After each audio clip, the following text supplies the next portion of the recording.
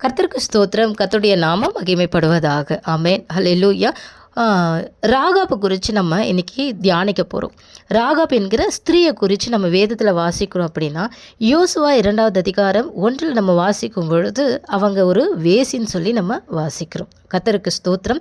கர்த்தருடைய நாமம் மகிமைப்படுவதாக. ஆனால் ராகாப்பினுடைய வாழ்க்கையில் நாம் கற்றுக்கொள்ள வேண்டிய முக்கியமான பாடங்களை நாளை கூட நம்ம தியானிக்க போகிறோம். அவங்க நம்முடைய தேவன் யார் என்று சொல்லி நம்பி விசுவாசித்தவர்கள். கர்த்தருக்கு ஸ்தோத்திரம். அவங்களுடைய கடந்த காலம் தேவனுக்குள்ளே அவங்க வர்றதுக்கு தடையாக இல்லை. பாவ வாழ்க்கையில் இருந்தவங்க தான். ஆனால் தேவன் என்ன பண்ணல, அவங்கள ஒதுக்கி தள்ளலை. கர்த்தருக்கு ஸ்தோத்திரம். யோசுவா 2 உளவாளிகளை அனுப்புகிறார். அதை நம்ம இன்றைக்கி சுருக்கமாக நம்ம பார்க்கலாம். கர்த்தருக்கு ஸ்தோத்திரம். ஒரு காலத்தில் எரிகோன்ற அந்த பெரிய நகரத்தில் ராகாப் என்கிற ஒரு ஸ்திரீ இருந்தாங்க. அவங்க வாழ்க்கை நல்லதாக இல்லை. இருந்தாலும் ஒரு நாள் அவங்க இஸ்ரவேலின் தேவன், வானத்திலும் பூமியிலும் அவர்தான் தேவன் என்று கேள்விப்பட்டு நம்பினவங்க. ஆமென். ஒரு நாள் 2 இஸ்ரவேல் உளவாளிகள் அந்த நகரத்துக்கு வரும்பொழுது அவங்கள பிடிக்க ராஜாவின் மனுஷர்கள் தேட ஆரம்பிக்கிறாங்க. அப்போ ராகாப் ஒரு முடிவு எடுக்கிறாங்க. உளவாளிகளை தான் வீட்டில் மறைச்சு வைக்கிறாங்க. ராஜாவின் மனிதர்கள் கேட்கும் பொழுது இங்கே அவங்க இல்லைன்னு சொல்கிறாங்க. ஹல்லேலூயா. அவர்களை காப்பாற்றினார்கள். அந்த உளவாளிகள் இடத்துல இவங்க ராகாப் சொல்கிறாங்க, என்னையும் என் குடும்பத்துக்கும் இரக்கம் காட்டுங்க அப்படின்னு கேட்குறாங்க. ஆண்டவர் நம்முடைய தேவன் இரக்கத்தின் தேவன், அவர் ஜெயத்தின் தேவன் என்பதை ராகாப் நம்பினாங்க. ஹல்லேலூயா. உளவாளிகள் ஒரு காரியத்தை செய்ய சொல்கிறாங்க.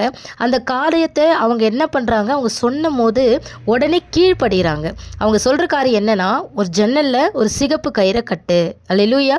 ஏன் இந்த சிகப்பு கயிறு? இயேசு கிறிஸ்துவின் ரத்தம். அல்லேலூயா. அதுதான் நம்ம வாழ்க்கையில் பாதுகாப்பு. அன்பின் கயிறினால் நம்மை கட்டி இழுக்கிறார். கர்த்தருக்கு ஸ்தோத்திரம். அப்போ அந்த சிகப்பு கயிறை கட்டும் பொழுது கர்த்தருக்கு ஸ்தோத்திரம், நாம மாத்திரம் இல்லை, நம்முடைய குடும்பமும் காப்பாற்றப்படும். இயேசு கிறிஸ்துவான ரத்தம் நம்ம வீட்டை பாதுகாக்கும் பொழுது நம்முடைய குடும்பத்தையும் தேவன் என்ன செய்கிறார் அப்படின்னா பாதுகாக்கிறார். கர்த்தருக்கு ஸ்தோத்திரம். தேவனை நம்ம நம்பும் பொழுது நம்ம வாழ்க்கையில் ரட்சிப்பு உண்டுங்க. சரியான ஒரு முடிவை வாழ்க்கையில் என்ன பண்ணுறாங்க, அவங்க எடுத்ததுனால அவங்களுடைய வாழ்க்கையே மாறிச்சு. கடந்த காலம் எப்போவுமே தேவனுக்கு ஒரு பெரிய விஷயமே கிடையாது. நீங்கள் கடந்த காலத்தில் என்ன காரியங்கள், என்ன தேவனுக்கு விரோதமாய் நீங்கள் செய்திருந்தாலும் தேவ பாதத்தில் உட்கார்ந்து தன் பாவங்களே அறிக்கையிட்டு அதை விட்டு விடும் பொழுது தேவன் நம்மை இரக்கத்தினாலே முடிசூட்டுகிற தேவனா அவர் இருக்கிறார். ஆமென். அல்லேலூயா.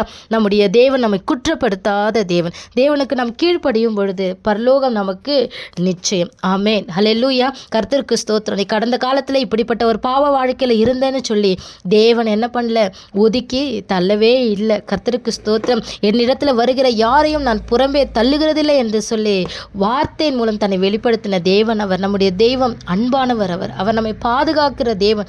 அவர் நம்மை கைவிடுகிற தேவனே இல்லை. ஆமென். ஹல்லேலூயா. இன்னைக்கு நம்ம ஒரு சில 2 வசனங்கள் மூலமாய் நம்ம என்ன பண்ணியிருக்கிறோம், ராகாப் என்கிற ஸ்திரியை குறித்து வாசித்தோம்.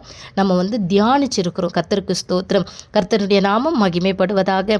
அவர்கள் எப்படி கீழ்ப்படிந்தார்களோ அதே போல தேவ வார்த்தைக்கு கீழ்ப்படிவீர்களானால் உங்களுடைய குடும்பமும் ஆண்டவராக இயேசு கிறிஸ்து வரும் வரைக்கும் அது பாதுகாப்பாக இருக்கும். உங்கள் குடும்பத்தை தேவன் பாதுகாக்கிறார். கர்த்தருக்கு ஸ்தோத்திரம். கர்த்தருடைய நாமம் மகிமைப்படுவதாக. ஆமென்.